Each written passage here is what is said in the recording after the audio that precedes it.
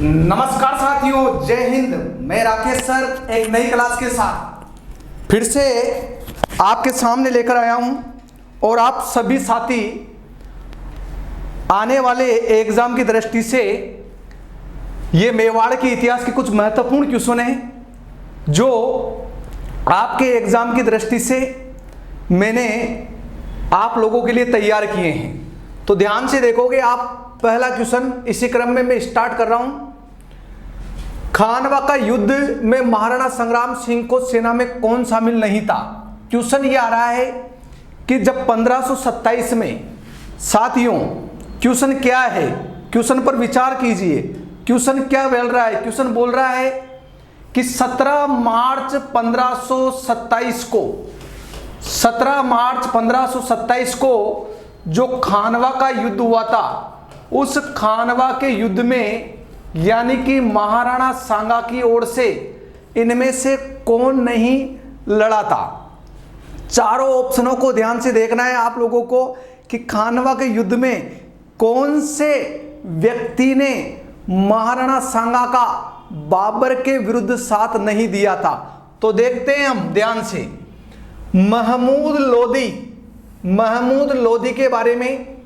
ये महमूद लोधी इब्राहिम लोधी का चचेरा भाई था और इब्राहिम लोधी की हत्या किसने कर दी थी? इब्राहिम लोधी की हत्या बाबर ने कर दी थी पानीपत के युद्ध में। तो ये इब्राहिम लोधी का चचेरा भाई था।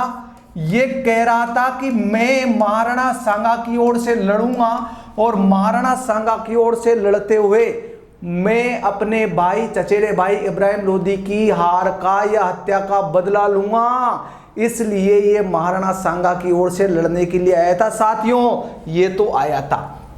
हसन खां मेवाती एकमात्र राजस्थान का मुस्लिम, एकमात्र राजस्थान का मुस्लिम, राजस्थान की बात कर रहा हूं मैं, एकमात्र राजस्थान का मुस्लिम जिसने महाराणा सांगा का साथ दिया था। जबकि खानवा के युद्ध से पूर्व महाराणा सांगा ने सभी राजपूतों को अपनी ओर से युद्ध भूमि में भाग लेने का निमंत्रण दिया था, जिसमें पूरे भारत से राजा आए थे, लेकिन राजस्थान से राजपूत तो साथ देने गए थे, लेकिन राजपूतों के अलावा एकमात्र मुस्लिम जो गया था वो हसन खां मेवाती था। हाकिम खां सूरी, ये हाकिम खां सूरी कौन था? ये महाराणा प्रताप का पठान सेना नायक था, महाराणा प्रताप का पठान सेना नायक। और यूं बोल दो कि ये महाराणा प्रताप का अफगान सेना नायक था। ये महाराणा प्रताप की ओर से लड़ा था हल्दी घाटी युद्ध में। मालदेव राठौर ये अपने पिता गांगा के साथ 4000 सेना लेकर खानवा के युद्ध में महाराणा सांगा का साथ देने के लिए गया था। तो साथियों इसमें ऑप्शन कौन सा जाएगा? हाकिम खां सूरी आएगा, क्योंकि हाकिम खां सूरी महाराणा सांगा की ओर से नहीं लड़ा था, ये महाराणा प्रताप की ओर से लड़ा था। क्लियर है साथियों? चलो अगला क्वेश्चन देखना आपके सामने। अगला क्वेश्चन ये रहा आपकी स्क्रीन पर, ध्यान से देखना। महाराणा प्रताप का जन्म किस वर्ष हुआ था? महाराणा प्रताप का जन्म किस वर्ष हुआ था? साथियों 9 मई 1540 कुंभलगढ़ दुर्ग में एक और दुर्ग है कटारगढ़, और कटारगढ़ में एक महल है बादल महल। उस बादल महल में 9 मई 1540 को महाराणा प्रताप का जन्म हुआ था, जिसके बचपन का नाम था कीका। क्या नाम था बच्चों? कीका। इनकी माता का नाम था जयवंता बाई। क्या नाम था साथियों? जयवंता बाई। और पिता का नाम था उदय सिंह। कौन था साथियों? उदय सिंह। तो महाराणा प्रताप का जन्म कब हुआ था? 1540 में। कोई समस्या नहीं होनी चाहिए मेरे ख्याल से। आगे की ओर मैं बढ़ जाता हूं साथियों। देखो आगे की ओर देखते हैं कि ये रहा आपका क्वेश्चन नंबर 3 स्क्रीन पे आपको दिखाई दे रहा है, जो राजस्थान के इतिहास में बहुत प्रसिद्ध युद्ध है। हल्दी घाटी का युद्ध कब हुआ था? इसमें डायरेक्ट आपको दिखाई दे रहा है 1576 को हुआ था साथियों। देखो डॉक्टर गोपीनाथ शर्मा के अनुसार, किसके अनुसार साथियों? डॉक्टर गोपीनाथ शर्मा के अनुसार ये युद्ध हुआ था 21 जून 1576 को। हल्दी घाटी में लगे शिलालेख और अन्य इतिहासकारों के जानकारी के अनुसार यह युद्ध हुआ था 18 जून 1576 को। तो डॉक्टर गोपीनाथ शर्मा पूछे केवल तो 21 जून बताना है, बाकी अन्य पूछे तो 18 जून 1576 को बताना है। हल्दी घाटी का युद्ध हुआ था महाराणा प्रताप और अकबर के मध्य, लेकिन प्रताप से लड़ने वाला यहाँ केवल कौन था? मान सिंह था। साथियों, तुम लोग क्या समझते हो? तुम लोग समझते हो कि हल्दी घाटी का युद्ध हिंदू और मुस्लिमों के मध्य हुआ था। ये कतई आपका सोचना गलत है। अरे ये युद्ध तो हिंदुओं के मध्य ही हुआ था, क्योंकि यहाँ पर हल्दी घाटी युद्ध में अकबर की सेना का नेतृत्व आमेर या जयपुर का कौन कर रहा था? मान सिंह कर रहा था। तो हल्दी घाटी का युद्ध तो भाई भाइयों के मध्य हुआ था। ऐसा लड़ाने का प्रयास किया था किसने? अकबर ने किया था। साथियों, ध्यान रखना इस बात को। साथियों, अगला क्वेश्चन ये रहा आपकी स्क्रीन पर, ध्यान से देखना। मेवाड़ के इतिहास की क्वेश्चन है। हल्दी घाटी के युद्ध का विस्तृत जानकारी अब्दुल कादिर बदायूनी। अब्दुल कादिर बदायूनी कौन है साथियों? अब्दुल कादिर बदायूनी ने किस ग्रंथ में, अब्दुल कादिर बदायूनी ने किस ग्रंथ में किया था? हल्दी घाटी युद्ध का आंखों देखा हाल किस ग्रंथ में किया था? इसको आप पढ़ के देख लो साथियों, और ध्यान से देखो और मुझे बताना। देखो, इनका ग्रंथ है मुंतकब उत तवारीफ। मुंतकब उत तवारीफ। तो साथियों, इसमें ये आंसर राइट है, ये थोड़ा सा मिस हो गया है ना। तो ये आंसर इसका राइट आएगा। ये मुंतकाब उत तवारीफ क्या आएगा साथियों? तवारीफ। ये तवारीफ साथियों, थोड़ा सा आप लोगों को बता देता हूं मैं। हल्दी घाटी युद्ध में अब्दुल कादिर बदायूनी अकबर की ओर से सेना में शामिल था। हल्दी घाटी युद्ध के बाद जितने भी राजपूत मारे गए थे, उन राजपूतों के रक्त से अपनी दाढ़ी को रंगने वाला यही है। राजपूतों के रक्त से अपनी दाढ़ी को रंगा। राजपूतों के रक्त से अपनी दाढ़ी को रंगा था इन्होंने, और इन्होंने हल्दी घाटी युद्ध का आंखों देखा हाल यानी सजीव वर्णन, अगर आपसे पूछा जाए कि हल्दी घाटी युद्ध का सजीव वर्णन किसने किया है, तो वो क्या है? अब्दुल कादिर बदायूनी ने, जो कि ये किसके साथ था? ये अकबर की मुगल सेना के साथ था। इसमें आंसर आएगा मुंतकाब उत तवारीफ। ये आपको ध्यान रखना है साथियों। मेरे ख्याल से आपको बात समझ में आ रही होगी और आपको समझना भी ये। देखो साथियों, अगला क्वेश्चन ये रहा आपकी स्क्रीन पर। वीर विनोद। साथियों, क्वेश्चन क्या है? वीर विनोद। वीर विनोद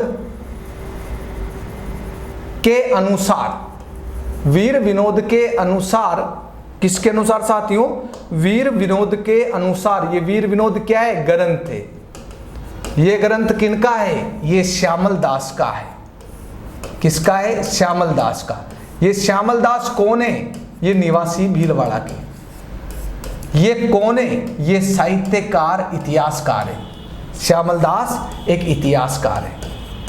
इन्होंने कहा है कि हल्दी घाटी युद्ध में मुगल सेना कितनी थी, मुगल सेना की संख्या कितनी थी। तो मैं आपको बता दूं साथियों, हल्दी घाटी युद्ध में मुगल सेना और राजपूत सेना का अनुपात था 1:4, यानी कि आप लोगों को ये याद होना चाहिए कि इसमें 80,000 राजपूत सेना, 80,000 मुगल सेना थी और 16,000 राजपूत सेना थी। कई इतिहासकार बताते हैं कि राजपूत सेना 20,000 थी। कोई दिक्कत नहीं है, लेकिन फिर भी 4 गुना ज्यादा सेना थी। किसकी? मुगल सेना थी 4 गुना ज्यादा महाराणा प्रताप की सेना से। तो ये ध्यान रखना है। ग्रंथ वीर विनोद के अनुसार पूछे तो 80,000 सेना थी। साथियों ये रहा अगला क्वेश्चन आपके स्क्रीन बोर्ड पर। साथियों मेरी बात सुनना ध्यान से।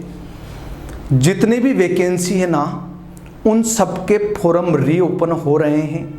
सबके फॉर्म फिर से दोबारा के बारे में आ रहे हैं। ये मान के चलिए आप, चाहे नई वैकेंसी हो चाहे पुरानी वैकेंसी हो, अगस्त लास्ट तक सारी वैकेंसियों के फॉर्म भरे में आ जाएंगे साथियों। और नवंबर से और जनवरी के बीच कम से भी कम 5 से 7 एग्जाम होने वाले हैं साथियों। कोरोना काल एक विपरीत परिस्थिति थी, लेकिन ये अवसर भी था उन साथियों के लिए जो पढ़ाई में कहीं न कहीं पिछड़ रहे थे साथियों। जान लगा दीजिए आप साथियों, और पढ़ाई में बहुत ही होशियारी से काम करिए साथियों। राजस्थान में हजारों यूट्यूब चैनल चल रहे हैं साथियों, लेकिन मैं आपको एक चीज़ बता दूं, हर एक यूट्यूब चैनल के पीछे कोई न कोई कहानी होती है साथियों। मैं आपको एक चीज़ बता दूं, किसी भी यूट्यूब चैनल पर आप पढ़ोगे तो ज़्यादा से ज़्यादा 1 या 2 टीचर वहाँ पढ़ाते हैं जो कि अच्छा हंसी मजाक कर लेते हैं और बढ़िया चीज़ को दे देते हैं। बाकी उनके पीछे जो टीम है वो आपको पता नहीं है वो आपके लायक है या नहीं है। मैं ज़्यादा कुछ नहीं कहूँगा, परंतु ये कहूँगा कि YouTube पर एक टीचर के द्वारा अध्यापन का जो कार्य करवाया जा रहा है वो आपके लिए सफलता हासिल नहीं करवा सकता, क्योंकि इसके लिए संपूर्ण टीम होना बहुत जरूरी है और टीम में प्रत्येक विषय के एक्सपर्ट होना जरूरी है साथियों। मैं कोशिश कर रहा हूं और आपको पूरे एक्सपर्टों की क्लासें में धीरे धीरे दिलवा दूं। आप जब तक बिना कोई पैसे बर्बाद किए, बिना कोई कोर्स खरीदे आप YouTube चैनल पे फ्री में पढ़ते रहिए साथियों। जब आगे कोई सूचना मिलेगी तो मैं आप लोगों को बता दूंगा साथियों। देखो अगला क्वेश्चन, हल्दी घाटी के युद्ध में महाराणा प्रताप की भील सेना का कमांडर था। क्वेश्चन ये साथियों कि हल्दी घाटी युद्ध में महाराणा प्रताप की ओर से कौन लड़ा था, तो आप जानते हो कि राणा पूंजा लड़ा था। ये सीधा क्वेश्चन है, इसमें कोई बड़ी बात नहीं है साथियों। अगला क्वेश्चन ध्यान से देखना, महाराणा प्रताप के हाथी का नाम क्या था। मैंने एक वीडियो डाल रखा है हाथियों का युद्ध के नाम से, तो यहाँ ध्यान से देखो आप ऑप्शन को, और ऑप्शन को ध्यान से देखकर मुझे बताना आप कि भाई क्या आएगा।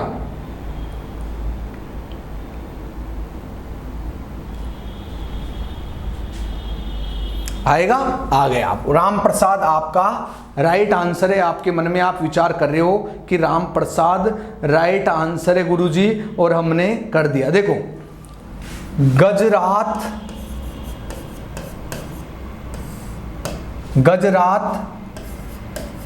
रण मंदार और गजा मुक्ता या गजा युक्ता। देखो ध्यान से देखना आप, गजरात, रण मंदार, गजा मुक्ता या गजा युक्ता, और एक हाथी और था गजरात, रण मंदार, गजा मुक्ता और मर्दाना। तो साथियों ये हाथी तो थे मुगल सेना के। 7 की 7 बोलो मेरे साथ। देखो गजरात, रण मंदार, गजा मुक्ता या गजा युक्ता और मर्दाना हाथी मुगल सेना के हाथी थे, जो कि हल्दी घाटी युद्ध में मुगल सेना की ओर से लड़ रहे थे। और खांडे राव चक्रवाप लूणा और राम प्रसाद हाथी, ये हाथी थे जो लड़ रहे थे प्यारे साथियों राजपूत सेना की ओर से। प्यारे बच्चों, इसमें इतने सारे हाथियों ने भाग लिया, तब जाके हल्दी घाटी युद्ध को हाथियों का युद्ध भी कहा जाता है। इस युद्ध में इन हाथियों का पराक्रम एक अनोखा दृश्य था साथियों, एक अनोखा ही होता। ये इनके चारों तरफ खंजर बंधे हुए थे। ये बहुत सारे युद्ध में बहुत सारे सैनिकों को और बहुत सारे घोड़ों को और बहुत सारे हाथियों को अपनी पराक्रमता का दृश्य दिखा रहे थे साथियों। मैं आपको बता देता हूं, हल्दी घाटी युद्ध में राम प्रसाद हाथी को बंदी बना लिया गया, क्योंकि अकबर ने इसे महाराणा प्रताप से पहले मांगा था। बंदी बनाया साथियों, बंदी बना के अकबर के सामने से ले जाया गया। अब देखो, अकबर के सामने से ले जाया गया तो इसमें राम प्रसाद दो शब्द आ रहे। राम हिंदुओं के भगवान हैं, तो कभी भी इस्लाम धर्म या कभी भी मुस्लिम व्यक्ति राम का नाम नहीं लेगा, क्योंकि वो ऊपर वाले को बोलते हैं पीर। तो इन्होंने इसका नाम रख दिया था साथियों पीर प्रसाद। और इस हाथी को अकबर ने बड़े उपहार, फल फ्रूट, मिठाइयाँ विठाइयाँ इसके लिए मंगवाई, लेकिन इस हाथी ने उनके मुंह भी नहीं लगाया। ये हाथी 16 से 20 दिन तक भूखा रहा और भूखा रहने के बाद इसने अपने शरीर को त्याग दिया।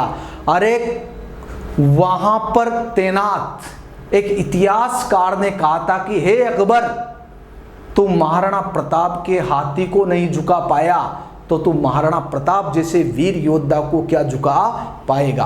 अकबर ने कहा कि हाँ यार, मैं लाख तो शायद हो भाई साहब, ये तो सारा का सारा एक गणा कलडा है और ये हाथी अतरो समझे कि जिन हमारी रोटियां न खाए यार लबता, हाथी बड़ो खतरनाक तो राम प्रसाद हाथी आपको ध्यान रखना है भाई साहब। तो महाराणा प्रताप का नाम इतिहास में यूं ही तोड़िए भाई साहब। ये आ गया भाई साहब, ओ ये आ गया, ओ लडाऊ, ये आ गया चिंटू चिंटूड़ियों। गजराज एवं रण मंदार हाथियों ने किस युद्ध में भाग लिया था? तो सीधी बात है, हल्दी घाटी युद्ध में भाग लिया था। मेरे ख्याल से ये बात आपको समझ में आ रही होगी। ये अगला क्वेश्चन आपके सामने रहा, बहुत अच्छा क्वेश्चन है। महाराणा प्रताप के दरबार में वह कौन सा विद्वान है जिसने मूर्तमाला और राज्याभिषेक पद्धति, मूर्तमाला और राज्याभिषेक पद्धति आदि ग्रंथ लिखे थे? वो कौन सा विद्वान था? चक्रपाणि नामक विद्वान था। और रामा सांदूर माला सांदू चारण जाति के कवि थे जो महाराणा प्रताप के दरबार में रहते थे। इन्होंने भी ग्रंथ लिखा था प्रतापराज झूलना, और प्रतापराज झूलना लिखा था महाराणा प्रताप की सेना में वीरता, त्याग, बलिदान की भावना जागृत करने का कार्य करता था। और चक्रपाणि नामक विद्वान ने एक ग्रंथ और लिखा था विशुवल्लभ। विशुवल्लभ साथियों कितने ग्रंथ लिखे थे? 3, मूर्तमाला, राज्याभिषेक पद्धति, तीसरा विशुवल्लभ ग्रंथ। ये किसने लिखे थे? महाराणा प्रताप के दरबारी चक्रपाणि मिश्र ने लिखे थे साथियों। मेरे ख्याल से बात आपको समझ में आई होगी। मैं आगे की ओर चलता हूं साथियों, और ये रहा आपका अगला क्वेश्चन साथियों। लोग कहते हैं, और मैं आप लोगों को बता दूं, किस शासक ने स्वभूमि ध्वंस की नीति का अनुसरण किया था?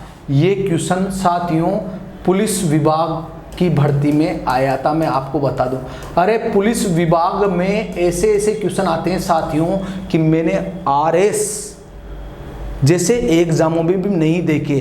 लोग कहते हैं कि कांस्टेबल का एग्जाम लो लेवल का होता है। मैं कहता हूं कि हकीकत में आप हकीकत में कांस्टेबल की सही तरीके से तैयारी कर लो ना, तो कांस्टेबल का एग्जाम फाइट हुए नहीं हुए, परंतु RS का जरूर जाएगा प्री। ये मेरी गारंटी है, ये मेरी गारंटी प्री होने का, मेन की नहीं करा प्री। इस चीज को ध्यान रखना।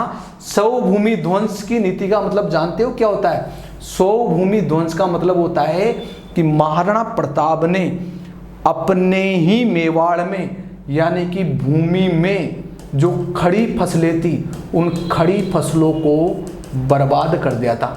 और खड़ी फसलों को जला दिया था, क्योंकि फसल होगी तो अनाज होगा, अनाज होगा तो मुगल ज़्यादा समय तक मेवाड़ में रहकर युद्ध की प्रतिक्रिया जारी रखेंगे। महाराणा प्रताप ने ऐलान किया था कि कोई भी मेवाड़ में कोई भी किसान फसल नहीं बोएगा, क्योंकि अगर फसल बोओगे तो मुगल ज़्यादा समय तक यहाँ रुकेंगे तो अपनी फसलों को बर्बाद कर दिया था, स्वभूमि ध्वंस।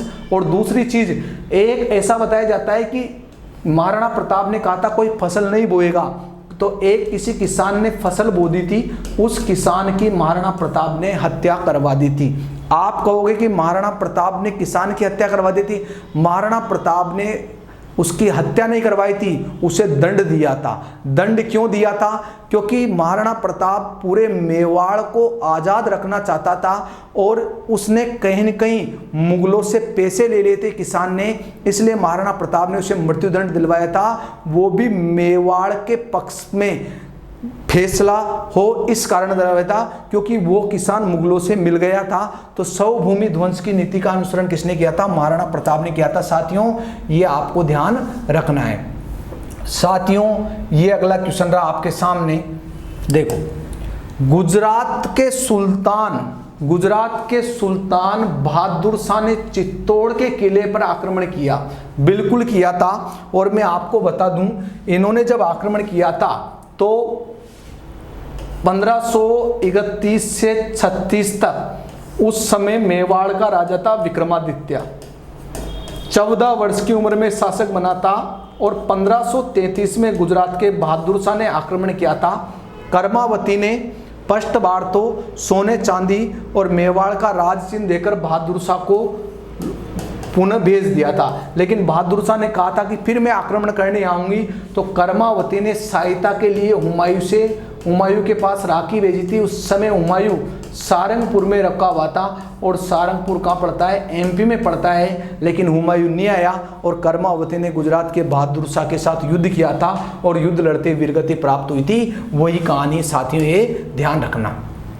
अगला क्वेश्चन साथियों, बप्पा राउल का मूल नाम क्या था? बप्पा राउल का मूल नाम था साथियों कालभोज। कालभोज या मालभोज, ये बप्पा राउल का मूल नाम था। और कालभोज या मालभोज ये हारित ऋषि का गवाला था साथियों, हारित ऋषि का गवाला। साथियों, ऐसा बताया जाता है कि हारित ऋषि की गायें चराया करता था। ये हारित ऋषि शिव का उपासक था, ये शिव की उपासना करता था। एक दिन हारित ऋषि ने शिव से कालभोज के लिए साम्राज्य मांगा था और उसी कालभोज को हारित ऋषि ने यानी कि बप्पा रावल की उपाधि दी थी। साथियों, बप्पा रावल महज एक उपाधि थी और इनका वास्तविक नाम क्या था साथियों? वास्तविक नाम था कालभोज या मालभोज। साथियों, आगे की ओर चलते हैं। साथियों, किस राजपूत सरदार ने, बहुत बढ़िया क्वेश्चन है, किस राजपूत सरदार ने खानवा के युद्ध में राणा सांगा को घायल हो जाने पर उनका राज चिन्ह धारण किया और युद्धभूमि में से बाहर निकाला? ये झाला अज्जा ने था साथियों। कौन था? झाला अज्जा ने। जब महाराणा सांगा के युद्धभूमि में तीर लग गया था, तो महाराणा सांगा के तीर लग गया था तो झाला अज्जा ने गया और उसे अपने हाथों में महाराणा सांगा को घायल अवस्था में लिया और राजमुकुट, महाराणा सांगा का राजमुकुट तो झाला अज्जा ने पहना और झाला अज्जा ने का राजमुकुट महाराणा सांगा ने पहना। महाराणा सांगा को युद्धभूमि से बाहर निकाला गया और ये स्वयं लड़ा और लड़ते वीरगति प्राप्त हुआ। साथियों, इतिहास में ऐसे ऐसे व्यक्ति साथियों जिन्होंने बलिदान दिया है ना, तो ये लड़ते वीरगति प्राप्त हुआ था महाराणा सांगा की जगह। साथियों, अगला क्वेश्चन आपके सामने ये रहा साथियों, हल्दी घाटी के युद्ध को कर्नल जेम्स टोड ने किस नाम से संबोधित किया था? देखो साथियों, हल्दी घाटी, आपने कहा था मुझसे एक बार कि गुरुजी वार 7 होते हैं, तो हल्दी घाटी युद्ध के भी 7 नाम बताओ। मैंने बीच क्लास में आपको हल्दी घाटी युद्ध के 7 नाम बताए थे। साथियों, हल्दी घाटी युद्ध को गोकुंदा का युद्ध भी कहा जाता है। गोकुंदा का युद्ध मैं याद करा देता हूँ।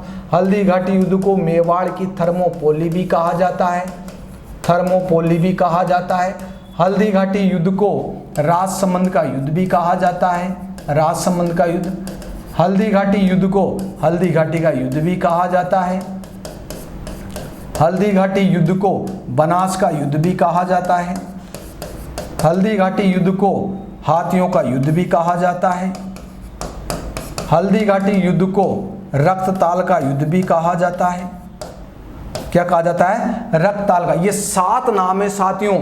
मैडम सोच रही है सर आपने कहा कि तुमने 20 क्लास में पूछा मित्रों इसलिए बता दिया 7 नाम। सर आपने कहा मित्रों ने पूछा बता दिया, लेकिन हम कहाँ गए सर? तो मैडम आप टेंशन मत करो, आपके लिए एक नाम और बता देता हूं। हल्दी घाटी युद्ध का अगला नाम है बादशाह बाग का युद्ध। बादशाह बाग का युद्ध भी हल्दी घाटी युद्ध को। गोकुंदा का युद्ध इसे कहा था अब्दुल कादिर बदायूं ने। मेवाड़ की थर्मोपोली कहा था इसे कर्नल जेम्स टोड ने। राजसमंद जिले में लड़ा गया राजसमंद का युद्ध। हल्दी घाटी के मैदान में लड़ा गया। बनास नदी के किनारे लड़ा गया। हाथी इसमें शामिल था और रक्तताल नामक एक तड़ाई एक है ना इस कारण। और बादशाह बाग का युद्ध भी इसे कहा जाता है साथियों। थर्मोपोली, थर्मोपोली यूनान में एक मैदान है जहां पर एक इसकी तुलना करी है, ये ध्यान रखना है आपको। यूनान में एक मैदान है थर्मोपोली, उसकी तुलना करी कर्नल जेम्स टोड ने। देखो हल्दी घाटी का मैदान की तुलना यूनान के थर्मोपोली नामक स्थान से की गई है। 1578 ईस्वी में कुंभलगढ़ पर किसने आक्रमण किया था साथियों? आपको पता है कि महाराणा प्रताप हल्दी घाटी युद्ध के बाद कुंभलगढ़ गए थे। कहाँ गए थे? कुंभलगढ़। और कुंभलगढ़ में अपनी घायल सेना को रखने के बाद उन्होंने आवरगढ़ को अस्थायी राजधानी बनाया था। आवरगढ़ कमलनाथ पर्वत पर स्थित एक टीला है बच्चों। यहाँ महाराणा प्रताप अपनी हलचलें देखा करता था। तो आपको पता है कि महाराणा प्रताप ने जब कुंभलगढ़ में शरण ली थी, अकबर फिर भी नहीं माना और अकबर ने 1577, 1578, 1579 3 बार अभियान भेजा था। किसके नेतृत्व में? शाहबाज खां के नेतृत्व में भेजा था। शाहबाज खां 1578 में कुंभलगढ़ को जीत गया था। इससे पहले कुंभलगढ़ को कोई नहीं जीत पाया। ये राजस्थान का एक अजय दुर्ग कहलाता था, लेकिन इसे पहली बार जीता गया। और पहली बार इसे किसके द्वारा जीता गया था? शाहबाज खां के द्वारा जीता गया था साथियों, ये ध्यान रखना। देखो क्वेश्चन है साथियों, हल्दी घाटी के युद्ध को बदायूं ने किस नाम से संबोधित किया? मैंने अभी बताया था आपको कि इसे गोकुंदा का युद्ध कहा था, है ना साथियों। आप बताएं दिवेर के युद्ध को, खमनोर का युद्ध, थर्मोपोली युद्ध, दिवेर के युद्ध को कर्नल जेम्स टोड ने मेवाड़ का मैराथन भी कहा था, आपको पता है ना। अबुल फजल ने हल्दी घाटी युद्ध को खमनोर का युद्ध कहा। अबुल फजल ने कहा था ना खमनोर का युद्ध। और थर्मोपोली कर्नल जेम्स टोड ने कहा था। और गोकुंदा का युद्ध अब्दुल कादिर बदायूं ने कहा था। ठीक है ना साथियों। और दिवेर का युद्ध तो 1582 में हुआ था साथियों, है ना। तो ये क्वेश्चन पूछा जा रहा है कि बदायूं ने किस नाम से संबोधित किया था? तो गोकुंदा के युद्ध के नाम से संबोधित किया था साथियों। ध्यान से देखना साथियों, बहुत अच्छा क्वेश्चन आ रहा है प्यारे विद्यार्थियों। और ऐसे क्वेश्चन एग्जाम में पूछे जाते हैं, कई बार मैंने देखा है। चित्तौड़गढ़ का तीसरा शाखा कब हुआ था? 1568, 1569, 1567। ज्यादातर व्यक्ति इसको करेंगे, लेकिन मैं आपको बता दूं कि शाखा 1568 में हुआ था और तारीख है 23 फरवरी 1568। और यहां पर आपको पता है कि उदय सिंह थे और उदय सिंह के सेनापति थे जेमल फत्ता। जेमल फत्ता और जेमल और फत्ता लड़ रहे थे और फत्ता की पत्नी फूल कंवर ने यहां जोहर किया था साथियों। क्या किया था? जोहर किया था। मेरे ख्याल से बात आपको समझ में आ रही होगी। चिंटू चिंटूड़ियों ध्यान से देखो, चिंटू चिंटूड़ियों, सारंगपुर युद्ध 1436 में किन राज्यों के मध्य हुआ? देखो आ गया ना मामला। यहां पर राजा नहीं पूछे, तो देखो मेवाड़ की ओर से तो था कुंभा और मालवा की ओर से था महमूद खिलजी। और महमूद खिलजी को कुंभा ने इस युद्ध में कूटा था, क्योंकि कुंभा के पिता के हत्यारों को महमूद खिलजी ने शरण दे रखी थी। तो आंसर हो जाएगा मेवाड़ और मालवा के मध्य युद्ध हुआ था। देखो साथियों, यहां पर यह नहीं पूछा कि युद्ध किसके मध्य हुआ था, युद्ध किस राज्यों के मध्य हुआ था। किस राजा के मध्य नहीं पूछा, किस राज्यों के मध्य हुआ था। तो ऐसे क्वेश्चन मेरे ख्याल से एग्जाम में आते हैं और एग्जाम की दृष्टि से बहुत महत्वपूर्ण क्वेश्चन है ये।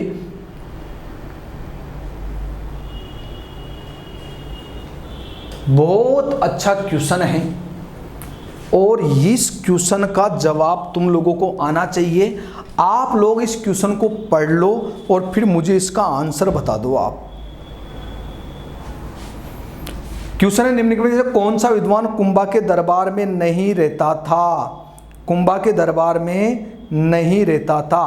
देखो, नाथा रहता था, मुनि सुंदर सूरी रहता था, टीलावट रहता था। मुनि जिन विजय सूरी नाम का कोई जैन विद्वान कुंभा के दरबार में नहीं रहता था। ये कुंभा के दरबार के जैन विद्वान थे। पढ़ाते समय मैंने आप लोगों को लिखाए थे साथियों, ये ध्यान रखना। क्लास में मैंने कुंभा के दरबार में 7-8 आपको जैन विद्वान लिखाए। नृत्य रत्न कोश की रचना किसने की।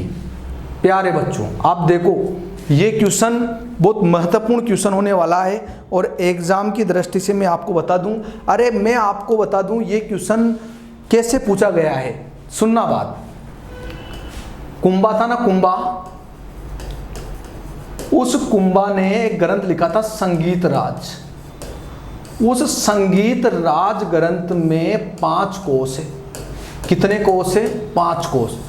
उसमें एक कोश है नृत्य रत्न कोश। उसकी रचना किसने की? तो उसकी रचना किसने की? कुंभा ने की। और किसने की? आप लोगों को मैं बता दूं कि आप लोग इन क्वेश्चनों को सोल्व करते हो, उसके बाद में इन क्वेश्चनों को लिख लिया भी करो आप, क्योंकि एग्जाम की दृष्टि से बहुत महत्वपूर्ण है साथियों। इस बात को तुम ध्यान रखना। मेरा नमस्कार और गुड नाइट आप लोगों को। Thank you.